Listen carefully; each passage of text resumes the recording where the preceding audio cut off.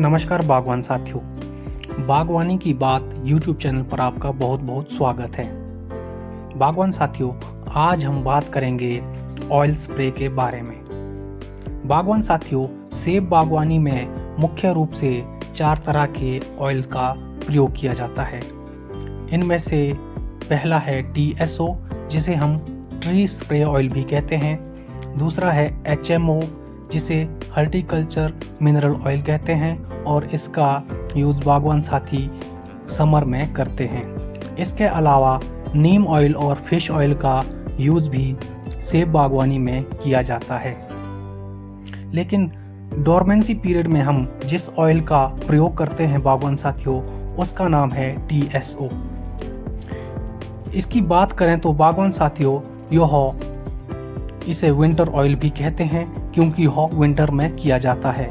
क्योंकि यह dormancy period में किया जाता है, इसलिए इसे डोरमेंट ऑयल भी कहा जाता है।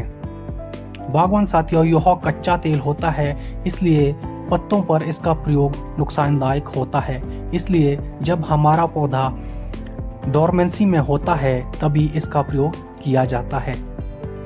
बागवान साथियों, अब बात करते हैं कि इसका प्रयोग कब करना चाहिए और क्यों करना चाहिए, कब बागवान साथियों को इसका लाभ ज़्यादा होता है। बागवान साथियों, आपने देखा होगा कि कुछ बागवान साथी इसका प्रयोग दिसंबर और जनवरी के ठंडे महीनों या ठंडे दिनों में करते हैं। बागवान साथियों, यह कितना अधिक लाभदायक होता है, जो इस समय यह स्प्रे ऑयल करते हैं उन्हें ज़्यादा पता होगा।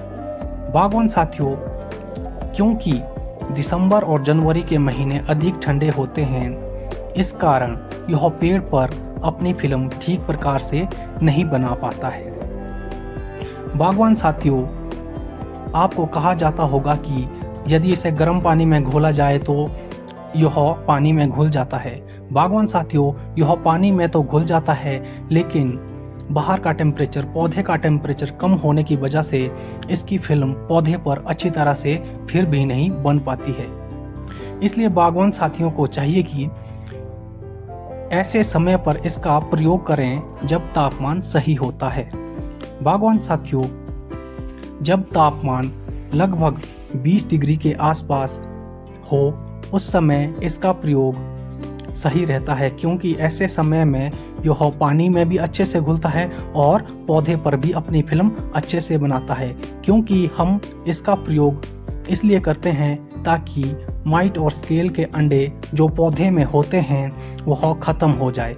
बागवान साथियों, यह तभी खत्म हो सकते हैं यदि इसकी फिल्म पेड़ पर अच्छे से बनती है। बागवान साथियों, यदि इसे ठंड में यूज़ करते हैं तो पौधे पर इसकी फिल्म अच्छे से नहीं बन पाती, जिसके कारण जहाँ से जगह मिलती है वहाँ से यह कीट बाहर आ जाते हैं और उन्हें सांस लेने में जगह मिल जाती है।